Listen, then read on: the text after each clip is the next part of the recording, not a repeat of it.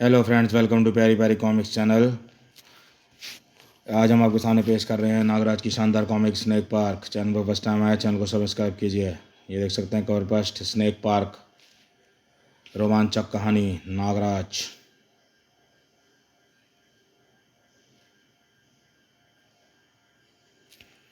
सांप नाम सुनते ही शरीर में झुर्री दौड़ जाती है और सामने देखकर तो आदमी के पैर भागने की स्थिति में नहीं रहते।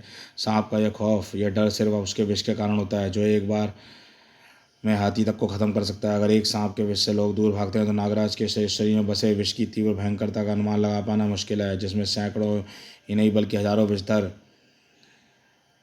विषधर वास करते हैं। लेकिन इस दुनिया में ऐसे लोग भी मौजूद हैं इस विष से दूर भागने की बजाय इसको पाने की लालसा रखते हैं। पर क्यों? हा नागराज, अब इस पैथी डिश से हम पहले तेरा सारा जहर निकालेंगे और फिर तेरे शरीर से तेरी जान। कौन है रहस्यमय आदमी और विसर्पी भी इसके साथ क्यों है? क्या यह विषधर की तरह विसर्पी का ही आदमी है? लगता है आज मेरी समाधि इस स्थान पर बनकर रहेगी जिसका नाम है स्नेक पार्क। महानगर का यह सामान सा दिखने वाला बंगला वास्तव में किले से भी ज़्यादा मजबूत अभेद्य है और इसके मालिक का नाम है नागराज और राज। तुम समझते क्यों नहीं? मेरे ऑफिस जाने का कोई फ़ायदा नहीं है। जब तक दादा वैचार्य का कोई पता नहीं चलता तो मेरा किसी काम में दिन नहीं लगेगा। आज उनको बिना बताए 8 दिन हो गए।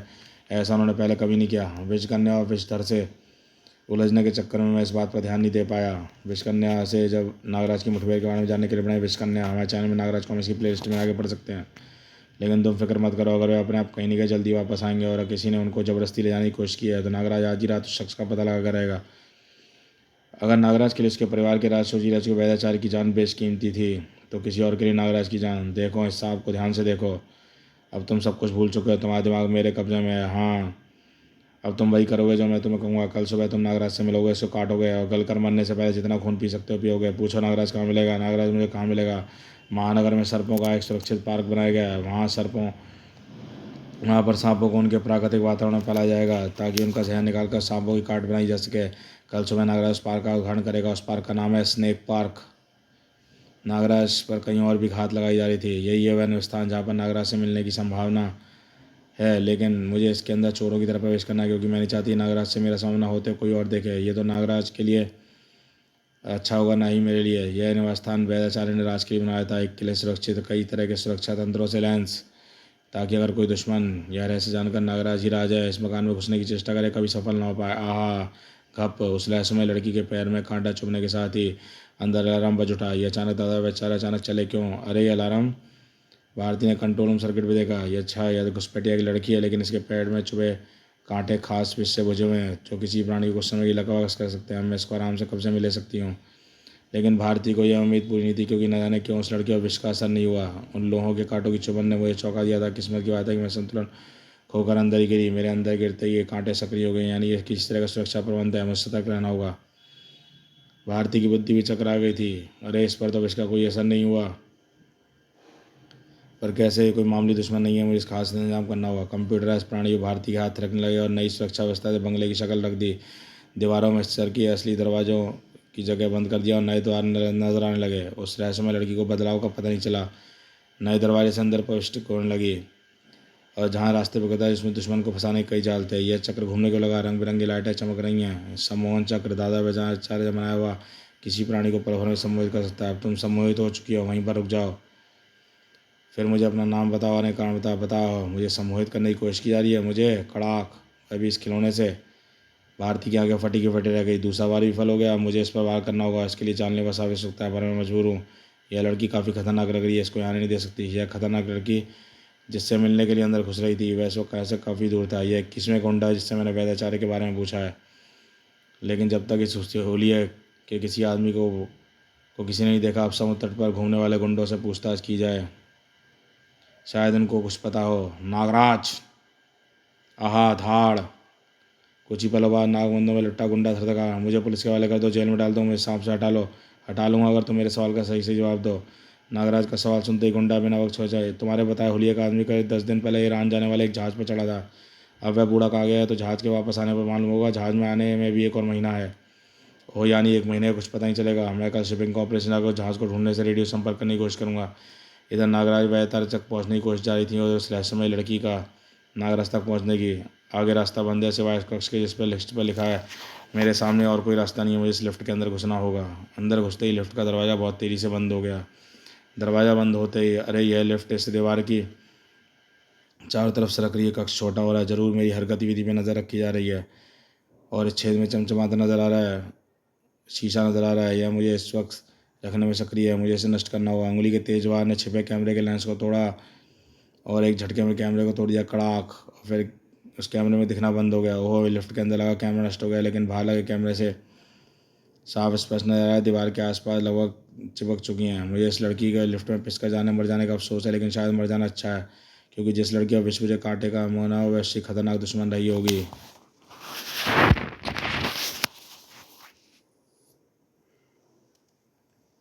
नागराज आए तो उस लड़की को उसका हलिया बताकर उससे पूछूंगी, अरे नागिन अंदर कैसे आ गई? लेकिन अगर आ गई है तो इसे वापस नहीं जाने दूंगी। भारती ने लपक कर नागिन को दबोचा, लेकिन अगले ही पर नागिन ने छोड़ने में मजबूर होना पड़ा, उसकी कुंडली जकड़ने। और फिर भारती को एक आश्चर्य देगा, अरे यह तो अच्छा ही नागिन है, ये मानवीय रूप में आ रही है, उसी रहस्यमय लड़की के रूप में। तुम लिफ्ट से कैसे बच गई? जब मैंने तुम्हारा कैमरा छत से बाहर खींचा तो एक छोटा छेद हो गया, मैं छेद से नागिन के रूप में बाहर आ गई। तुम आखिर हो कौन? तुम्हारे लिए जानना जरूरी नहीं, लेकिन मेरे लिए जानना जरूरी है कि नागराज कहाँ है। बताओ वह कहाँ है? नागराज ये कैसे जानती है नागराज का घर है? नागराज, ये तो मिस्टर राज का घर है, यहाँ पर कोई नागराज नहीं रहता। कमाल है, उसने पता तो यहीं का बताया था। किसने बताया था? सुनो लड़की, अगर तू जानती है नागराज का पता, वरना बता दे, वरना नागराज के कफन दफन की तैयारी कर ले।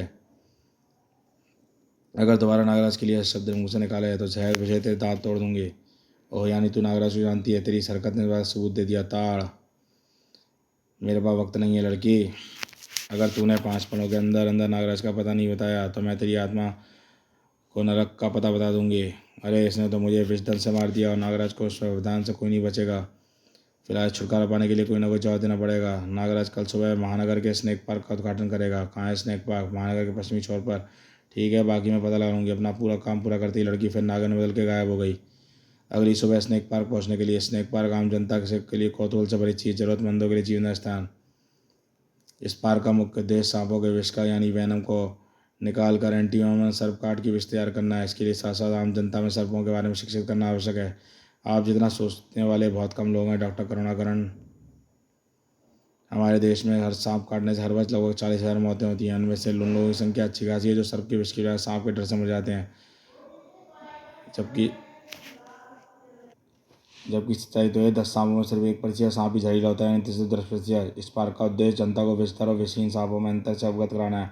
और इस महान उद्देश्य के लिए इस स्नेक पार्क के उद्घाटन के लिए तुमसे अच्छा व्यक्ति मेरी नज़र में नहीं है। रिबन काटो नागराज। नागराज की रिबन काटी, तालियां गूंजी, तड़ तड़ तड़ तड़ तड़ तड़। और स्नेक पार्क के अंदर दर्शकों की भीड़ का रेला दाखिल होने लगी। दर्शकों के लिए इस चाली का पार आना प्रतिबंधित है, यानी इनके जीवन से इन सांपों को खतरा न हो। मम्मी देखो नागराज। इसी वक्त वीआईपी प्रदेश में, अगर आपके पास स्पेशल पास है तो आप इस द्वार से नहीं जा सकते। हट जाओ मेरे रास्ते से। वीआईपी प्रवेश केवल। हट जाओ। ताड़ धाड़। उस पागल आदमी ने नहीं ताकत कहाँ से इन दोनों गार्डों को एक बार में चित कर दिया। दृश्य देखकर कोई मुस्कुराहटा। मेरे हिप्नोटिक कंटों ने फंसाया आदमी जब तक मेरा आदेश पूरा नहीं करेगा ऐसे कोई नहीं रुकता। गार्डों की चीख से नागराज संवेदनशील कान तक पहुंच गई। यह आवाज़ कैसी थी? उधर से भागता आदमी जा रहा है। जब तक नागराज को समझ पाता तब तक आदमी ने उसके शरीर में धस चुके थे। अरे यह तो मेरा खून पी रहा है, खप। नागराज ने विक्षिप्त आदमी को सही से दूर से हटाने की बहुत कोशिश की। चप चप। लेकिन जोंक की तरह चिपटा हुआ आदमी नागराज से दूर भी हटा तो उसके प्राण उसके शरीर से दूर हट गए। साथ ही उसका शरीर गलना शुरू हो गया। Oh my God, oh my God, को अस्पताल फ़ोन करो, एम्बुलेंस बुलाओ। लेकिन एम्बुलेंस बुलाने की जरूरत नहीं पड़ी, क्योंकि एम्बुलेंस वाले वहाँ आ गए। कहाँ है वह घायल? भीड़ की ओर बुलाती हुई। उधर। वी वी वी वी। एक ही आदमी है, और कोई नहीं आया। मैं ड्यूटी पर नहीं हूँ, मैं तो सिर्फ यहाँ से गुजरा था। भीड़ देखकर गुजर गया। मुझे लगा कोई दुर्घटना हो गई है, मैं अभी इसे अस्पताल लेके जाता हूँ। बड़े आश्चर्य की बात है, इस आदमी की ऐसी हालत देखकर भी एम्बुलेंस वाला बिल्कुल सौ नहीं चौंका। सामान्य से व्यवहार है, जैसे ऐसी लाश रोज ही देखता हूँ। एक मिनट दो, इसको अस्पताल ले जाने की जरूरत नहीं है, मर चुका है। यह पुलिस का मामला है, पुलिस के आने तक इलाज यहीं पड़े रहने दो। मैं तो इसको ले जाकर ही जाऊँगा। हटो मेरे रास्ते से, कुछ गड़बड़ है। ओहो, इसको तुरंत ले जाना। तुरंत आ जाना। लाश देख कर ना चौंकना, लाश ले जाने की जिद करना कम से कम सामान्य हरकत तो नहीं है। धड़ाक। इसको मैं जाने नहीं दे सकता। नागराज के बाहर से सैकड़ों सर्पों की भरी बस समस्त की भरी थी। नागराज संभलने का मौका देता तभी भीड़ में सूरज न रहे। ये तो विसर्पी है, मैं इसके छाई रूप में भी इसको पहचान सकता हूँ, लेकिन ये महानगर में क्या कर रही है? ये ध्यान बटाना नागराज को बहुत महंगा पड़ा। अगर तू लड़ाई चाहता है तो नागराज यही सही। धाड़। वैसे तो दुश्मन को एक बार सामना होने के बाद चढ़ चढ़ चढ़ केंचू सरप अपनी पूंछ दिखाकर नहीं भागता।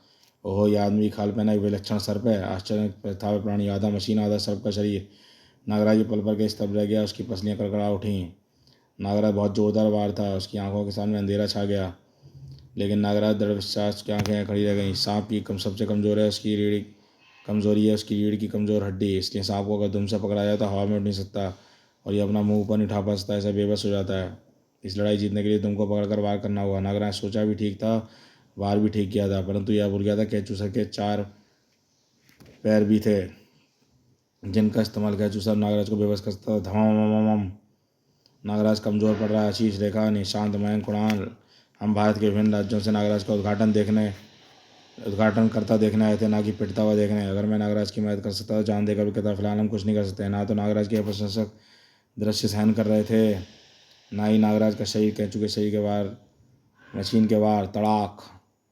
ओह, इस सर्प को निर्मित करने वाला अवश्य ही बहुत प्रतिभाशाली वैज्ञानिक होगा कि इसका निर्माण मुझे मात देने के लिए किया है। इस मछली शरीर में ना तो मेरे सर्प सेना है, ना ही विश्वंका, ना ही विषधन। तड़ाक। इसे वो मैं सम्मोहित तो नहीं कर सकता क्योंकि इसकी आंखें नहीं। 1 मिनट, फिर ये देख कैसे पा रहा है? ओह, ये जीभ लपलपा कर बाहर देख पा रहा है। कई सांपों में आंखों कम दिखने के कारण वे अपनी जीभ का इस्तेमाल करते हैं। शिकार की गंध और कंपन से जीभ ग्रहण करती है, शिकार की स्थिति का पता लगता है। अब मैं वही कर सकता हूँ, इसे गूंगे के साथ अंधा भी कर सकता हूँ। तड़ाक। नागराज के झटके ने केंचू सर्प की जीभ बाहर खींच ली। केंचू सर्प दर्द से कराहट उठा और नागराज की स्थिति का संकेत न मिल पाने के कारण केंचू सर्प छटपटाने बेचैन लगा। अब यह अंधों की तरह वार कर रहा है, स्नेक पार्क में तोड़ता कर रहा है। अब समय आ गया है, मैं इसके बदन को तोड़ दूं। धाड़। केंचू सर्प मशीन है, साथ ही साथ किसी आशा का कड़ाहट हुई। केंचू सर्प नागराज को नहीं हरा सकता, अब एक ही रास्ता है। जब तक नागराज केंचू सर्प में उलझा है तब तक मैं खुद ही उस लाश को उठाऊं। इधर नागराज केंचू सर्प को आखिरी बार पटका, अलग हो गया धड़ से, इसका मशीन खत्म हो गया। केंचू सर्प। कड़ाक।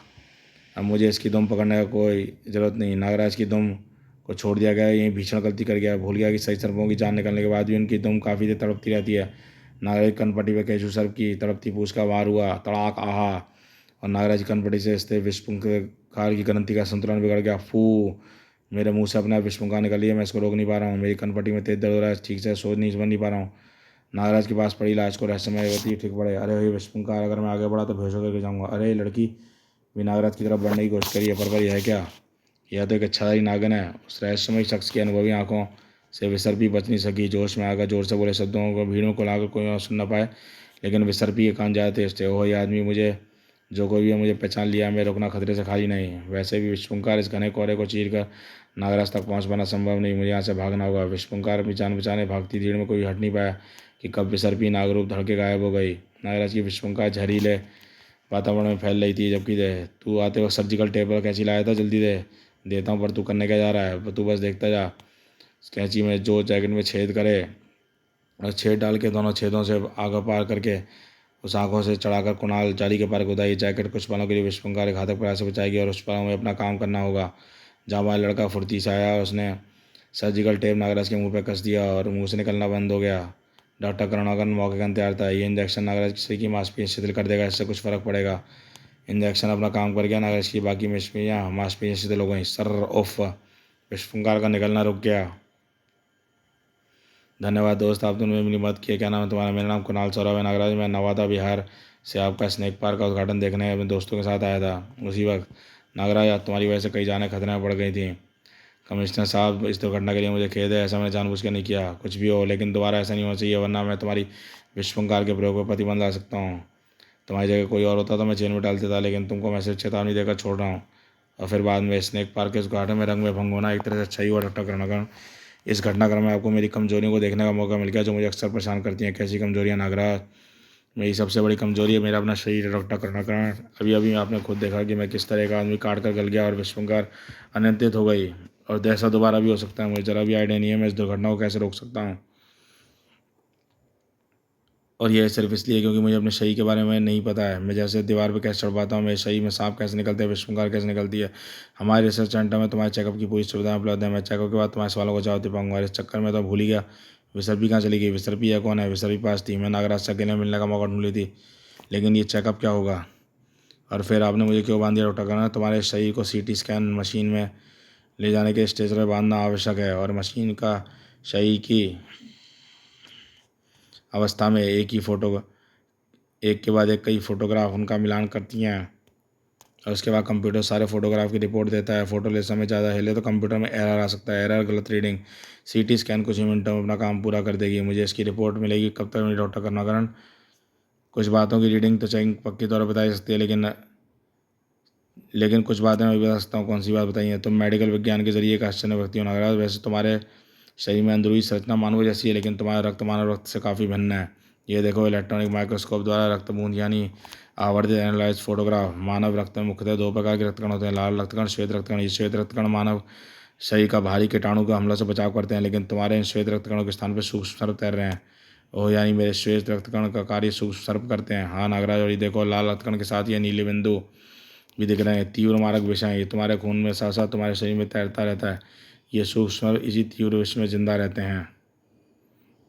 यानी अगर जब ये सर्प तुम्हारे शरीर से बाहर निकल वायु संपर्क में आते हैं, शरीर बड़ा हो जाता है और तुम्हारा शरीर को छूते ही ये वापस रोम छिद्र बनकर वापस तुम्हारे शरीर में वापस घुस जाते हैं। मैंने तुम्हारी जांच पर निष्कर्ष निकाला नागराज की बस एक बात मुझे समझ नहीं आ रही कि तुम्हारा सारा शरीर हरे शल्कों से ढका हुआ है, कहीं पर रोम छिद्र नहीं है। पर ये सांप सिर्फ रोम छिद्रों के जरिए बाहर आ सकते हैं। फिर भी पता चल रहा है सर्प तुम्हारे शरीर से कहीं से भी अंदर घुसता है, भावों से, छाती से, अंदर से, चेहरे के रास्ते से घुस सकते हैं। जबकि ये तुम्हारे चेहरे के रास्ते से अंदर घुस सकते हैं या तो कलाइयों के रास्ते से। आप एकदम ठीक कहना डॉक्टर करो। दरअसल मेरे सर्प मेरे शरीर के किसी भी हिस्से संपर्क में आते सूक्ष्म में बदल जाते हैं, पर मेरे शरीर पर रेंगते हुए कलाई तक पहुंचकर रोम छिद्रों में वापस अंदर चले जाते हैं। शरीर से छूते ही सूक्ष्म में आने वाला कारण देखने वाले ऐसा भ्रम होता है सांप उसी स्थान पर मेरे शरीर में अंदर आया और जहाँ से स्पर्श किया था, परंतु मेरे चेहरे से सांप नहीं निकलते। मैं खुद भी नहीं जानता ऐसा क्यों है। तुम्हारे सवाल का जवाब भी तुम्हारी पूरी जाँच के बाद तुमको मिल जाएगा। इस जांच के रिपोर्ट में 1-2 दिन का समय लगा। तुम्हें क्या हुआ? मुझको एक जासूस सर्प धामन से मानसिक संकेत मिले हैं, कहीं पर कोई अपराध हो रहा है। बाहर सर्परूपी विसर्पी नागराज की प्रतिशाली दरवाज़ा खुला है, शायद नागराज बाहर आ रहा है। अब मुझे अकेले बात करने का मौका मिल जाएगा, लेकिन विसर्पी की आस हुई जाएगी। नागराज के बाद रुकने का वक्त नहीं था।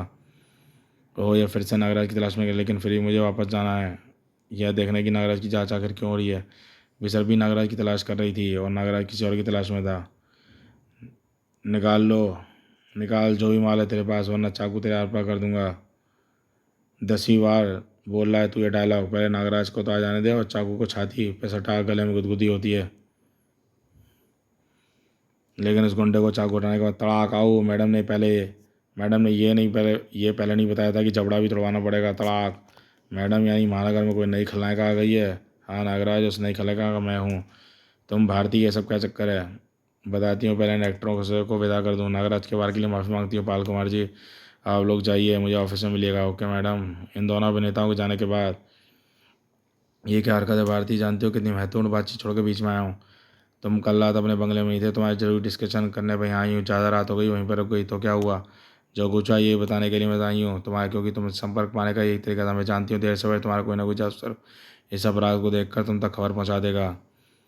तुम मुझसे स्नेक पार्क में संपर्क कर सकती। मैं समझी कि तुम वहाँ से निकल चुके होगे। वहाँ से तुम उद्घाटन करने ही जाना था, उसमें कितना समय लगता है?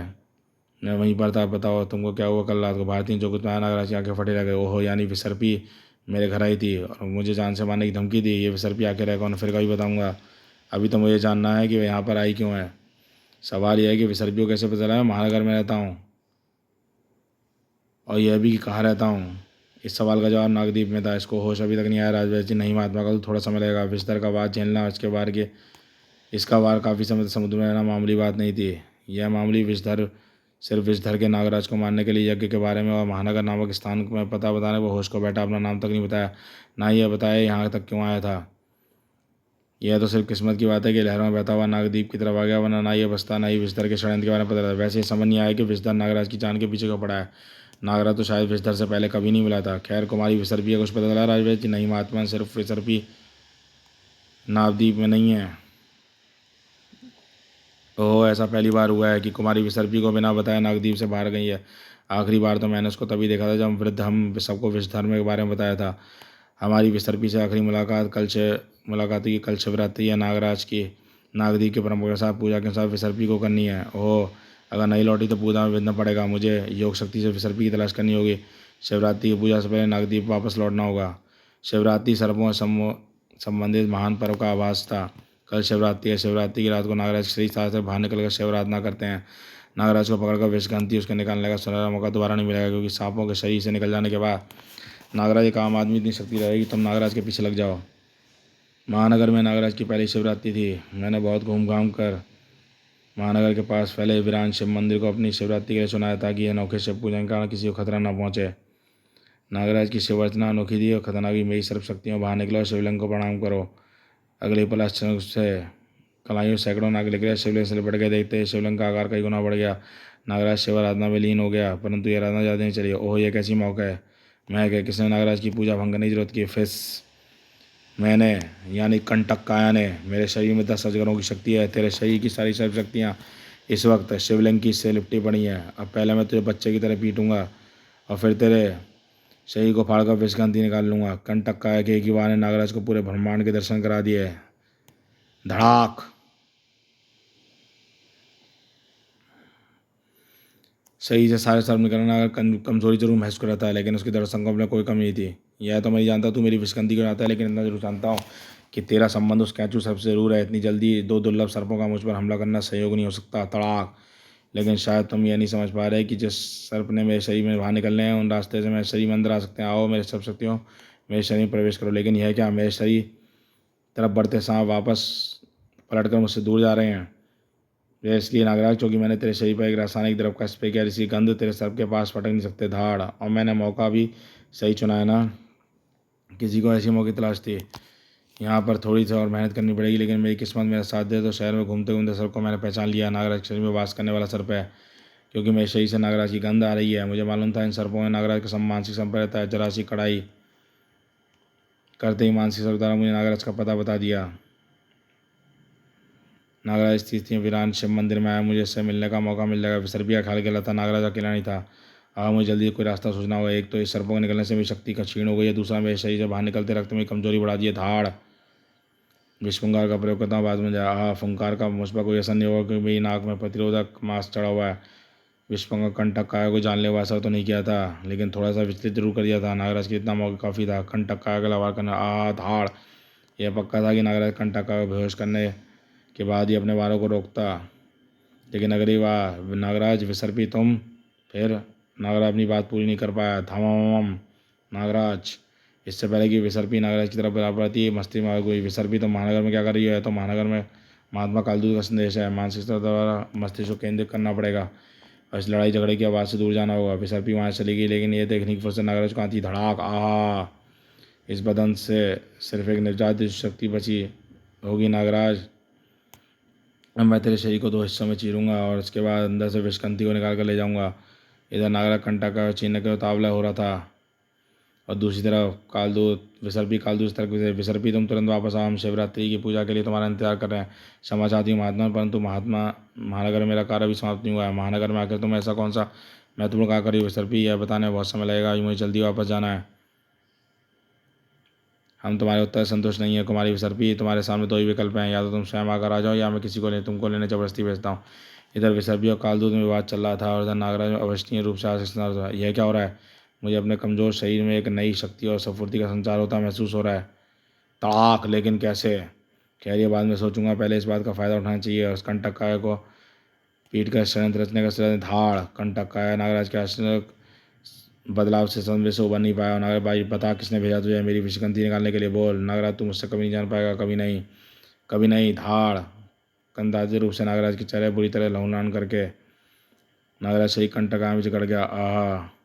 लेकिन नागराज ने बचाव के लिए कंटकाया को पीठ के ऊपर हवा में उछाल दिया और यही कंटकाया मौत का कारण बन गया, क्योंकि हवा में उड़ता हुआ सीधा त्रिशूल वगैरह हो। शायद भोलेनाथ ने इसके शंकर देव ने इसको पूजा भंग करने का दंड इसको इस तरह दिया है। अगर मेरे शरीर में सर प्रवेश कर रहे हैं, शायद अब तो स्प्रे का रसायन का महक का असर खत्म हो गया है और उस पर हमला करने वाला दोबारा मेरी सेना कंटका ने हमला नहीं किया। जरूर इसने भी मेरे शरीर पर इसी रसायन का स्प्रे कर रखा होगा। अब इस अपनी पूजा भंग हो चुकी पूजा दोबारा शुरू करने का कोई लाभ नहीं है। अब इसकी मेरी जांच की रिपोर्ट तैयार हो गई है। स्नेक पास जाकर डॉक्टर करुणा से विस्तार से बातचीत करता हूँ। अगर नागराज कुछ देर वहाँ रुकता है तो विसर्पी किससे मुलाकात हो जाती। महात्मा कालदू जरूर किसी नाम बहने मुझे लेने के लिए भेजेंगे। मेरे पास ज़्यादा वक्त नहीं है। अरे नागराज चला गया, मुझे फिर इसकी तलाश करनी होगी और इसकी तलाश करने जानना चाहूँगी नागराज की जाँच का परिणाम लिख रहा है उसकी। मुझे स्नेक पास जाना होगा, शायद वहाँ से नागराज का पता मिल जाए। फिर पिया नहीं जानती थी स्नेक पार्क में उसकी मुलाकात नागराज के अलावा किसी और से भी होने वाली थी, क्योंकि इसी वक्त महानगर के हिस्से में कंटक है। अब यहाँ से आधे घंटे पहले पहुँच जाना चाहिए था। अब यहाँ तो ना पहुँचने के दो ही कारण हैं, या तो नावे मारा गया है, नागराज ने उसे बंदी बना लिया। दोनों परिस्थितियों में हमारा काम का नहीं रहा। पर नागराज पर उसका जहर पाने और फिर हमला करने से पहले जहर की तलाश स्थान है, और वह स्थान है स्नेक पार्क। शायद नागराज ने बाकी सर्पों की तरह अपना विष विनाशक वहाँ दवा वहाँ छोड़ रखी हो। नागराज को अपना तीव्र जहर दान नहीं किया था, क्योंकि अब तक इसका मौका नहीं मिला था। तुम्हारी जांच काफ़ी हद तक हुई है नागराज। सिर्फ एक दो चीज़ों को कंफर्म करने के लिए तुम्हारा फिर से सीटी स्कैन करना पड़ेगा। तो आपको क्या पता लगा मेरी सही संरचना के बारे में? सबसे पहले तुम्हारे सवालों का जवाब दूँ कि तुम्हारे सही चेहरे के रोम छिद्रों से सर्प क्यों निकलते। दरअसल तुम्हारे रक्त में मौजूद सर्प तुम्हारे धड़ यानी गर्दन के नीचे के हिस्से तक रहते हैं। तुम्हारे सही चेहरे की रक्त निकायों में सर्प मौजूद नहीं है, इससे चेहरे में बाहर निकलने का सवाल ही पैदा नहीं होता। ओह, अभी अभी मेरी मुठभेड़ सर्प मारने से हुई, लेकिन मुठभेड़ में आश्चर्य घटना हुई। कैसा वाक्य नागराज? डॉक्टर कर्नाटक का ऐसा मुठभेड़ में सर्पों को निकल जाने की कमजोरी और फिर आश्चर्य शक्ति संचार बताया। ओह, मैं समझ गया। दरअसल ऐसा इसलिए हुआ कि तुम्हारे शरीर में वास करने वाले सूक्ष्म एक आश्चर्य खासियत है। तुम्हारे जहरी रक्त में अपने आप दुगुणित हो जाते हैं, यानी 1 से 2 बन जाते हैं, फिर 2 से 4, 4 से 8 ऐसे आगे बढ़ते जाते हैं। लेकिन ऐसा तभी होता है जब इन सर्पों की संख्या एक खास मात्रा में कम हो जाती है, तो तुम्हारे शरीर में संख्या में रक्त तुम्हारे दुगुणित हो जाते हैं और ये अपने आप दुगुणित होना बंद कर देते हैं। तुम्हारी कंटक का ऐसे मुठभेड़ के दौरान 1-2 सूक्ष्म तुम्हारे शरीर में बचे रह गए होंगे और लड़ाई के दौरान तुम्हारे रक्त में दुगुणित होते रहे, तब इनकी संख्या एक खास स्तर पर पहुंच गई है। तुम्हारे शरीर में शक्ति का संचार हो गया। तुम्हारे शरीर पर जो चाकू गोली भारी का असर नहीं होता, वो भी इन सूक्ष्मों के कारण ही है। और जब तुम्हारे शरीर के ऊपर या शरीर के अंदर घाव लगता है, सूक्ष्म लगभग तुरंत ही छेद को भर देते हैं और तुम्हारे शरीर में कोई क्षति नहीं पहुँचती। वाह, अब तो 2 समस्याएं हमारे सामने हैं। एक तो तुम्हारी विषमकार, दूसरा शरीर में दौड़ता है, जिसकी वजह से अगर तुम्हें कोई काट ले तो उसकी मौत हो जाती है। सबसे पहले तो विषमकार की समस्या बताता हूँ। देखो, तुम्हारी विषमकार वाली ग्रंथि तुम्हारी कनपट्टी के नीचे है, उसका संबंध इस नली से है। अगर तुम्हारी विषमकार को निकालना चाहते हो तो तुम्हारे गले में वायु प्रवाह होता है और तुम्हारी ग्रंथि इस गली से निकलकर छोड़ेगी, फंकार मुश्किल हो जाती है। ठीक है, उस तरह जिस तरह कीटनाशक स्प्रे पंप काम करता है। कैंचू सर का दम का वार इसी ग्रंथि पे था। यह ग्रंथि थोड़ी सूजकर अनियंत्रित हो गई थी और एक छोटा सा ऑपरेशन करके इस ग्रंथि के ऊपर फाइबर ग्लास कवर फिट कर दूंगा ताकि ऐसी घटना दोबारा ना घटे। अब समस्या तुम्हारे शरीर में दौड़ते शहर को नियंत्रित करने की। इसके लिए मुझे फिर तुम्हारा सीटी स्कैन करना पड़ेगा। देर किस बात की, अभी चलिए। इसी वक्त स्नेक पार्क के अंदर एक नागिन बड़ी चतुराई से स्नेक पार्क के अंदर दाखिल हो चुकी थी, लेकिन पहरेदारों की नज़र से बची। यह नागिन बिना अपने पिंजरे से बाहर कैसे आ गई? अब इसको वापस पिंजरे में आहा तड़ाक नागिन लहराती तुम पहरेदार को विवश कर दिया और फिर उसके लिए वापस आहा मुझे इसकी दो मुँही लकड़ी ने जकड़ लिया। अब मुझे असली रूप में आना होगा, नहीं तो लेकिन इसे मुझे मजबूर कर दिया। विसर्पी के अच्छाई रूप में आते ही पहरेदार के होश उड़ गए। होश तो पहले उड़ ही गए थे। इससे पहले कि वो होश संभाल पाता, विसर्पी ने उसके होशवास पूरी तरह से उड़ा दिया तड़ाक। इससे पहले कि होश में आया, मैं नागराज जांच संबंधी पता करने के लिए संभावना काफ़ी है। मैं यहाँ छिपकर उस कक्ष में जा सकती हूँ। कागज होते हैं, रिकॉर्ड रूम कहते हैं ऐसे लोग। विसर्पी नहीं जानती थी नागराज के पास एक ही कमरा मौजूद है, एक कमरे में मौजूद है। बस नागराज से 10 मिनट में तुम्हारी जाँच पूरी हो जाएगी। यहाँ 10 मिनट तक ऐसी बंद रहना होगा। क्या करें नागराज, मजबूरी है इसी वक्त स्नेक पार्क में। अरे हम तो बड़ी तैयारी से आए थे, लेकिन यहाँ तो पहरेदार पहले से ही तड़प रहे हैं, पहले से ही तड़प रहे हैं, यानी कोई और हमसे पहले यहाँ पर पहुँच चुका है। अब मुझे कुछ खतरे का आभास हो रहा है। बहुत संभल कर अंदर घुसना।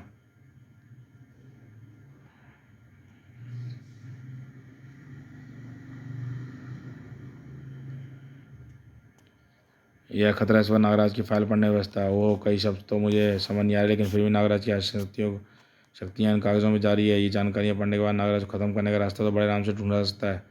उसी बात पैरों के आट है, 3-4 लोग आने में छुप जाना चाहिए। जरूर सिक्योरिटी गार्ड होंगे। ठक ठक ठक ठक ठक।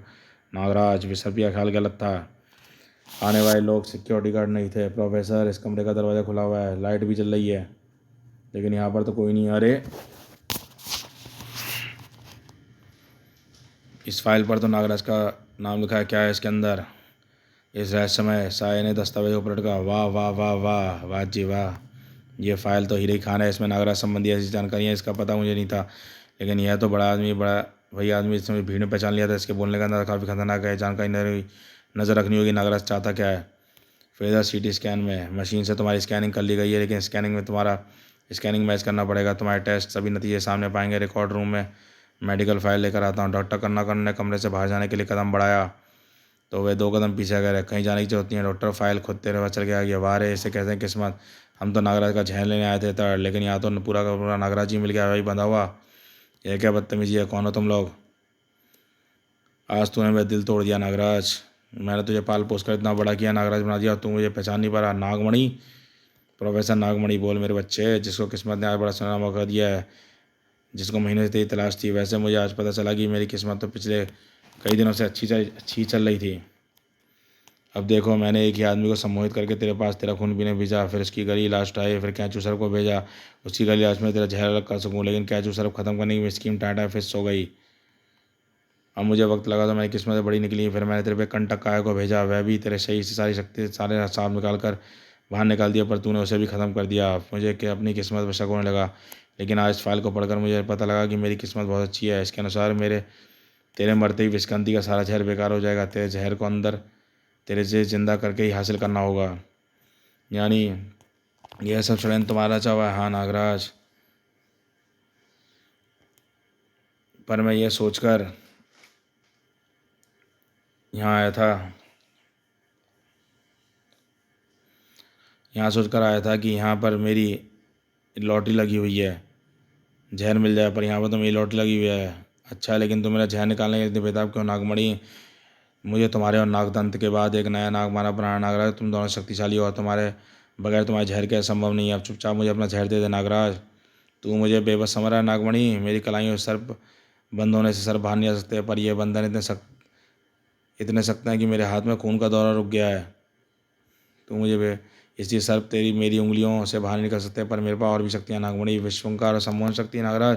उसका अगर तूने इस्तेमाल किया तो मैं इस डॉक्टर का भेजा तुझे गिफ्ट में दे दूंगा। अब जल्दी से अपना जहर मुझे दे। तब ये ओए क्या चक्कर है, मुझे पीछे पड़ना ही। ओहो हिलियो मत छोरी, नहीं तो तू जाने क्या हो सकता है। क्लिक अंदर नागराज के दिमाग में इसको नहीं। अगर नागमणि सच कह रहा है तो बेसरपी इस पूरे मामले में कहीं पर फिट है होती है।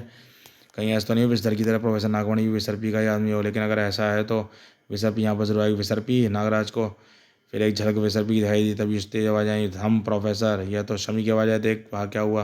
प्रोफेसर मुझे बचा लो, उस नागिन उच्छाई नागन ने मुझे डस लिया है। इच्छाई नागन, यह ज़रूर वही होगी जो स्नेक पार्क के उद्घाटन के दौरान दिखी थी, पर इस बार ये इसमें चंगुल से बच नहीं जा पाएगी। नागमणि की जेब से कांच की शीशी निकलकर हवा में उछी। साएँ विसर्पी को वहीं रुकना पड़ा। हो ये कैसी महक है, मुझे मितली आ रही है, एक कदम और आगे नहीं बढ़ा पा रही। इस शीशे में वही दवा है जिसका स्प्रे मैंने कंटक का गया था, पकड़ लें। लेकिन प्रोफेसर हम तो नागराज। अरे नागराज कहाँ जाएगा, वह तो बंधा हुआ है। नागमणि उसके आदमी बेबस पड़े थे, लेकिन बाद में वो तो मुँह गिरे। अरे ये क्या, ये तो नागराज के सांप लगते हैं। नागराज आज़ाद हो गया, पर कैसे? डॉक्टर होश में आ गया क्या?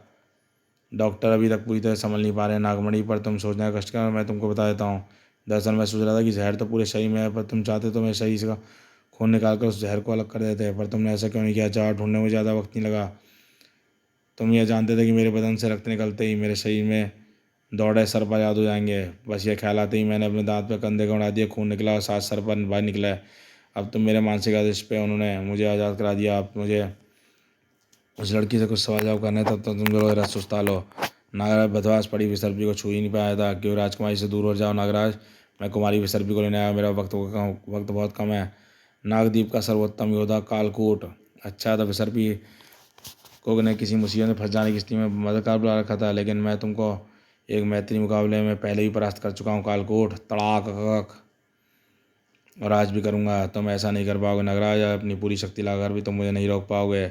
आश्चर्य, नागदीप के किसी सर्प में मेरे सर्पबंधों को तोड़ने की शक्ति नहीं है। आहा, ये इतना शक्तिशाली कैसे है? तीव्र शंकर का सनी और अफू मुझे परास्त करने की कोशिश बेकार है नागराज, मैं हार नहीं सकता। ओहो विश्वंकर सर्व की तरफ पी गया फू। नागराज ये नहीं जानता था कालकोट को महात्मा कालदूत ने अद्भुत शक्तियों से युक्त करके भेजा है, ताकि उसे कोई रोक ना सके। ओहो इसकी मणि से कोई शक्ति से निकली है, मैं संभाल नहीं पा रहा हूँ। नागराज के संभलने से पहले हो विसर्पी को लेकर वह रहस्य रह गया, लेकिन नागमणि द्वारा पकड़ने की कोशिश किया तो स्पष्ट हो गया कि विसर्पी नागमणि के साथ नहीं है। इस बात की पुष्टि तो नागमणि सही। अरे नागमणि और उसके आदमी कहाँ गए? फर्श पर पड़ी कांच की टूटी हुई शीशी और थोड़ा तरफ गिरा। इस तरफ से महक आ रही है, कंटक का है कि स्प्रे कह रही है। नागमणि ऐसा तरफ भी और भी होगा। इसी का प्रयोग करके अपने आदमी के साथ सर्पबंधों से आज़ाद करवा लिया। खैर नागमणि से तो मैं ढूंढ ही लूँगा, परंतु विसर्पी संबंधित प्रश्नों के उत्तर कहाँ से मिलेंगे समझ में नहीं आ रहा। वह दोस्त है दुश्मन? उसकी हरकत दुश्मन जैसी ज़्यादा थी। अगर मेरा नागदीप पर जाना निषिद्ध न होता तो मैं स्वयं जाकर विसर्पी से पूछता, परंतु ऐसा होना असंभव है। सवाल वहीं का वहीं है, नाग विसर्पी यहाँ पर क्यों आई थी और उसका मेरे महानगर के निवास स्थान के बारे में कैसे पता था। असल में नागद्वीप में नागराज का निषेध शाकुरा के चक्रव्यूह कॉमिक्स में हुआ था। नहीं पढ़िए तो मैं चैनल में नागराज कॉमिक्स की प्लेलिस्ट में आगे पढ़ सकते हैं। स्थान के बारे में कैसे पता था। सवाल कहीं और भी उठाए जा रहे थे। पूजा तो संपन्न हो गई कुमारी विसर्पी, पर तुमने इस प्रश्न का उत्तर नहीं दिया। तुम नागराज के पास क्यों गई थी। नागराज को तो नागद्वीप की प्रजा ने अवांछित व्यक्ति घोषित कर रखा है और किसी व्यक्ति को नागद्वीप और उसी व्यक्ति से नागद्वीप की राजकुमारी मिलने गई थी। यह प्रजा की भावनाओं का उल्लंघन है। बोलो तुम महानगर क्यों गई थी। क्षमा करने महात्मा, मैं इस प्रश्न का उत्तर देने में समर्थ हूँ। मैं तो विषधर के षड्यंत्र से नागराज को बचाने और सावधान करने के लिए गई थी। वह भी इसलिए क्योंकि मैं सपने भी नागराज को हानि पहुँचने दे सकती थी, क्योंकि मैं मनी मन नागराज को अपना पति मान चुकी हूँ और नागद्वीप की प्रजा इसके विरुद्ध है। और यह तो विडम्बना है कि नागराज भी मुझे शायद दुश्मन समझने लगा है। खैर, ये समस्या का तो कभी सुलझेगी। मैं उस दिन का लिए इंतजार भी करूंगी और प्रार्थना भी। समाप्त। तो दोस्तों, ये शानदार कॉमिक्स यहीं समाप्त होती है। स्नेक बार कॉमिक्स कैसी लगी बताइएगा। चैनल पर फर्स्ट टाइम है, चैनल को सब्सक्राइब कीजिए।